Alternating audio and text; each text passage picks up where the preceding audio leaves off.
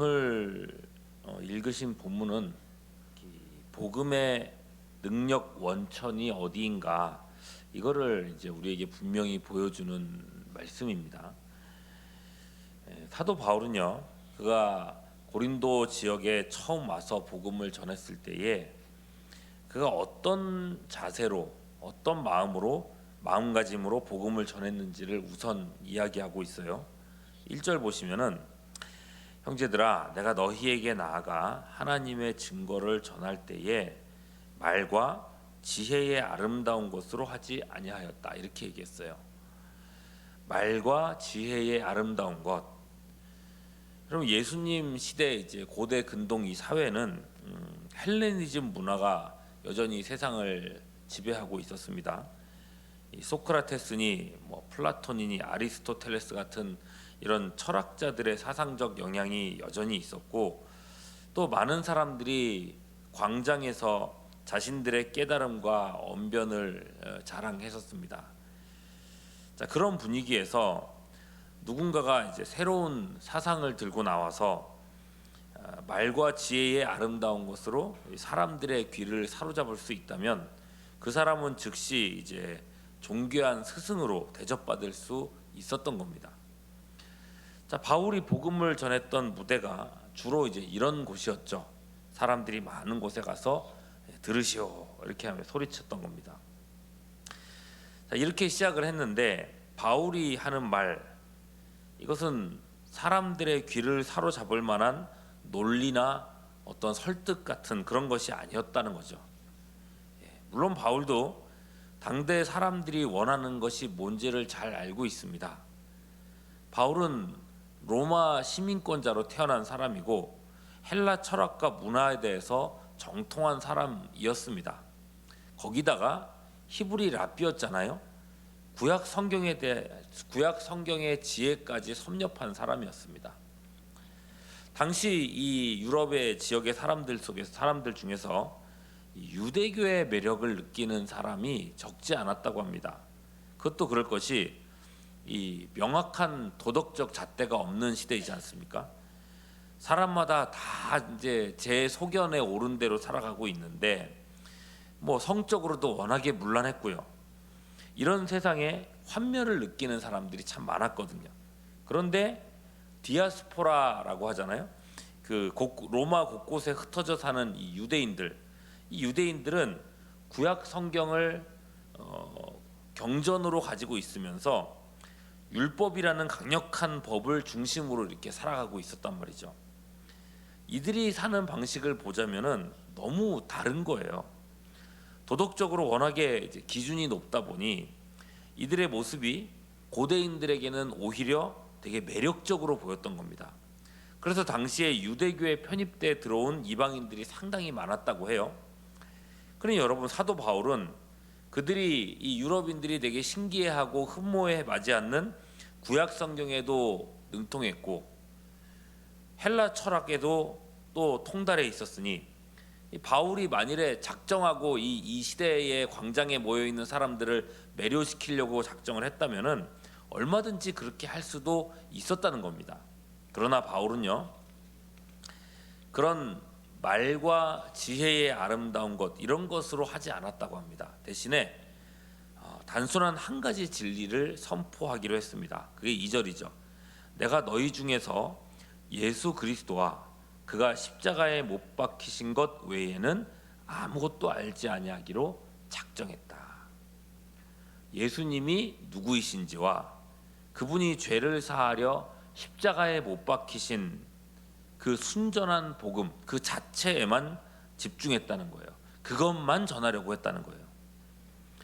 그 사람들의 니즈, 그리고 그곳에서 원하는 분위기, 바울 자신도 잘 알거든요. 자기가 생각해도 광장에 모인 사람들에게 전혀 매력적이지 않은 그런 메시지를 전해야 된다는 것입니다. 그래서 3절 말씀, 내가 너희 가운데 거할 때에 약하고 두려워하고 심히 떨었노라, 그럴 수밖에 없었다는 거예요. 사람들이 어떻게 반응할지가, 그냥 일반적인 상황 속에서는 사람들이 어떻게 반응할지가 빤했다는 겁니다. 정상적인 사람이라면 절대로 이런 주제로 군중 앞에 나서지 않았을 거란 말입니다. 그럼에도 불구하고 바울이 광장에 서서 외칠 수 있었던 이유는 뭔가? 4절이죠. 내 말과 내 전도함이 설득력 있는 지혜의 말로 하지 아니하고 다만 성령의 나타나심과 능력으로 했다. 여러분, 이 전도, 이 복음이 나에게 당신들이 설득당해서 받아들여지는 게 아니라 오로지 성령의 능력으로 되기를 원했다는 거예요. 5절까지 더 볼게요. 너희 믿음이 사람의 지혜에 있지 아니하고 다만 하나님의 무엇에 있게요? 능력에 있게 하려고. 여러분, 이게 무슨 말인지를 잘 생각해 보십시오. 믿음의 조성자가 누굽니까? 사람의 마음에 믿음을 일으키시는 분이 누굽니까? 하나님이죠. 여러분, 하나님이 믿게 하셔야 참된 믿음, 구원받는 믿음이 생겨나는 겁니다. 로마서 10장 17절에 의하면요, 그 믿음은 들음에서 난다고 했고요. 그리고 그 들음은 어디서 나요? 하나님의 말씀에서 난다고 했습니다. 지금 바울의 말을 잘 보면요, 하나님의 능력과 대비되는 것으로 사람의 지혜, 언변 이런 것들을 말하고 있습니다. 생각해보면 바울이야말로 그 지혜를 가장 잘 사용할 수 있는 사람이죠. 사람의 지혜로서, 논리로서, 말의 설득으로서 사람을 감복시키고 예수님을 믿는 느낌을 줄 수 있는 사람이라는 거예요. 여러분, 로마서를 보십시오. 얼마나 논리적입니까? 그러나 여러분, 이렇게 여러 논리로서, 사람의 지혜로서, 설복으로서, 이건 사실 그 결과물이 이게 진짜 믿음인지 아니면 인간적인 어떤 설득에 의한 것인지 확인할 수 없게 되더라는 거예요. 생각해보면 신천지 같은 이단들 말입니다. 한 사람을 자기네 그 신앙이라고 해야 될까요? 그것으로 끌어들이기 위해서 얼마나 집중적인 어떤 공부 과정을 요구합니까? 우리가 최근에 살펴봤었지만은 신천지 안에 딱 들어가지고 신천지인으로 거듭나기 위해서 무려 8개월 동안 일주일에 4번 한 타임에 한 3시간씩 설득이라기보다는 거의 세뇌에 가까운 일들을 하면서 자기네 교리를 믿게 만들잖아요. 예. 그래서 나중에 보면요, 신천지에서 빠져나오기 힘든 이유가 뭐냐면, 야, 그러다가 이만희가 진짜 하나님이면 어쩌지? 이런 마음 때문에 못 빠져나온다고 하잖아요. 여러분, 이렇게 되는 거, 이렇게 집중적인 어떤 막 그냥 설득 또는 어떤 세뇌 이런 걸 통해 가지고 내가 믿는다는 느낌을 갖게 하는 거, 이거를 어떻게 하나님의 능력이라고 할 수 있을까? 바울은 지금 그걸 질문하는 겁니다. 그냥 인간적인 반복 학습의 결과물일 뿐이라는 거죠. 여러분, 이게 자칫하면 우리가 그럴 수 있다는 거예요. 내면적인 감화를 통해서 감정에 호소하면서 그야말로 현란한 말솜씨로 내가 믿는다는 착각을 일으킬 수 있다는 거예요. 한동안 이 한국 교회 안에도 미국의 어떤 영향을 받아가지고 비슷한 게 유행을 한 적이 있었어요. 이 복음 전도 설교하신다는 분이 온갖 감동적인 예화로 막 사람들을 막 1시간 동안 웃겼다가 울렸다가 막 해놓고서는, 그리고 나서는 감동적인 어떤 음악을 쫙 연주를 하죠. 그리고서는 여러분, 믿어지시는 분은 손 들어 주십시오 하고 초청하는 그런 스타일의 전도 스타일이 있었습니다. 그러면 사람들, 듣는 사람들은 그렇게 되는 거예요. 이게 믿는다는 느낌인가 보다, 이런 감정이 은혜 받은 감정인가 보다 라고 하면서 그냥 손들고 일어서고 그랬다는 겁니다. 이게 막 유행이 되다 보니까 어떤 사람은 집회 때마다 손들고 일어나요.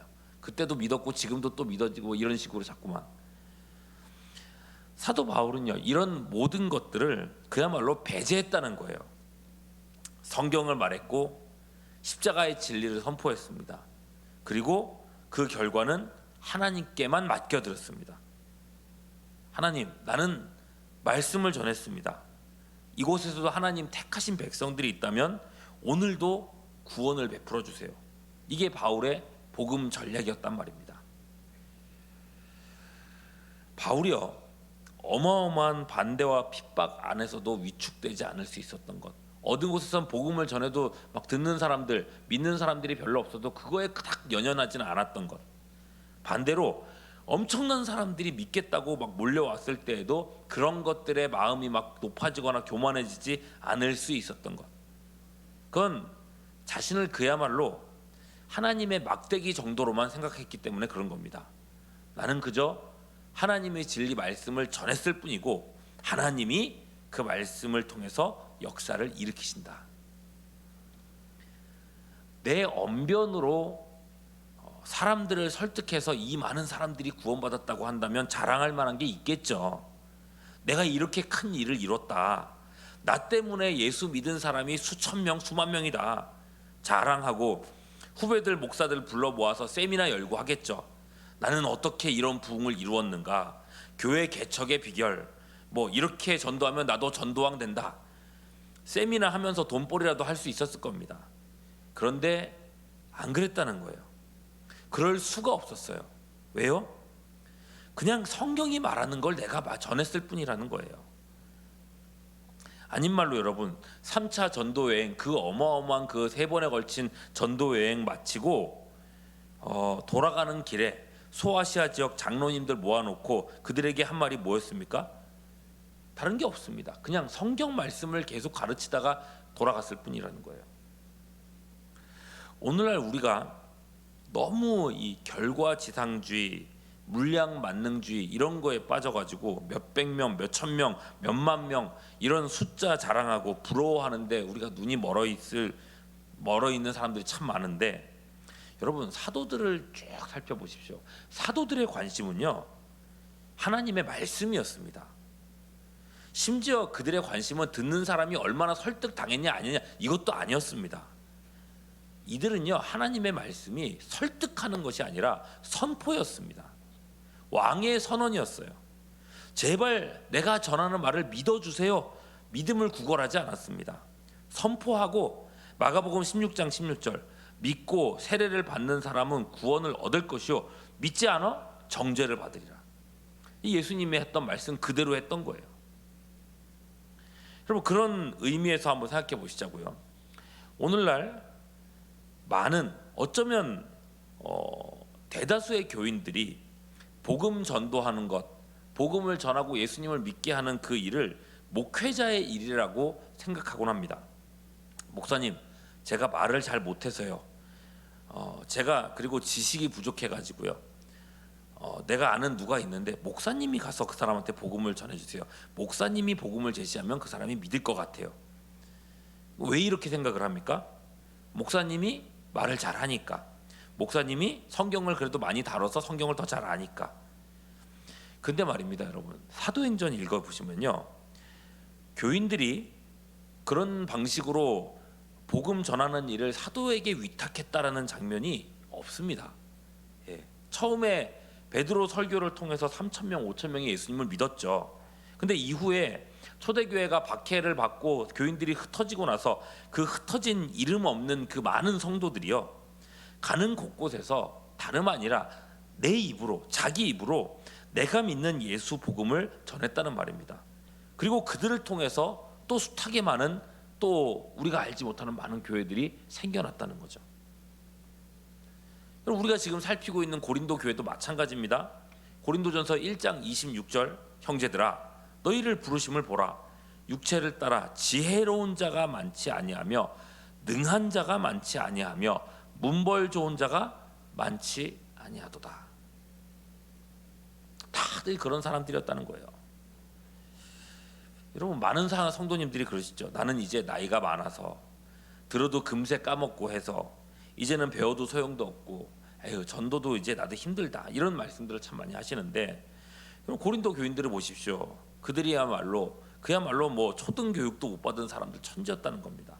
그런 사람들이 복음을 듣고 하나님의 능력으로 예수님 영접하고 그러고 나가서 예수 십자가 전하고 자랑하고 그랬다는 거예요. 고린도전서 1장 31절, 기록된 바 자랑하는 자는 주 안에서 자랑하람과 같게 하려 함이라. 여러분, 목사가 전도한다고 해서 더 특별한 걸 말하지 않습니다. 그저 십자가에 달리신 예수님 말할 뿐이고 그의 믿음의 여부는 그저 하나님께 맡겨드릴 뿐인 거예요. 복음의 능력이란 것은요, 예수 믿는 사람 누구에게나 있는 것입니다. 고린도전서 2장 16절, 누가 주의 마음을 알아서 주를 가르치겠느냐, 그러나 우리가 그리스도의 마음을 가졌느니라. 그리스도의 마음을 가졌기 때문에, 그리스도께서 우리 안에 계시기 때문에 우리가 예수님의 십자가를 전할 때에 학벌이 있던 없던, 나이가 얼마나 많던 없던, 내가 얼마나 말을 잘하던 잘하지 못하던, 나의 입을 통해서 전해진 예수 십자가의 복음이 그 사람 안에서 역사를 일으킨다는 것입니다. 그래서 초대교회는 일주일에 한 번씩 구원의 역사, 사람들이 주일날 모였을 때 전도 듣고 구원의 역사가 일어난 게 아니라 언제마다 복음의 역사가 일어났어요? 날마다 구원의 역사가 있었다고 말하는 거예요. 여러분, 구원하시는 능력은 우리 교인들 누구를 통해서도 나타날 수 있다는 것입니다. 그저 예수님의 이 마음을 가지고 십자가를 자랑하고 복음을 선포할 수 있는 그런 일상을 살아가는 우리 모든 성도님들 될 수 있기를 주님의 이름으로 축원합니다. 기도하겠습니다. 주님, 우리 한 사람 한 사람이 복음의 전령이요 십자가의 일꾼들 되게 하여 주시옵소서. 배운 게 많아서가 아니라, 언변이 뛰어나서도 아니라, 오직 하나님의 능력을 의지하여 우리 일상에서 예수님 자랑하게 하시옵고, 하나님이 맺어주시는 열매를 현장에서 경험하며 참된 천국의 기쁨을 우리 교인 중 누구라도 모두가 누리게 하여 주시옵소서. 그렇게 구원받는 사람이 날마다 더했더라 했던 이 초대교회의 역사를 오늘날 우리가 만나게 하여 주시옵소서. 우리 각 사람에게 복음 전할 기회를 주시고 우리 입을 열어 주시옵소서. 오늘도 주님을 의지하옵고 우리 구주 예수 그리스도의 이름으로 기도하옵나이다. 아멘.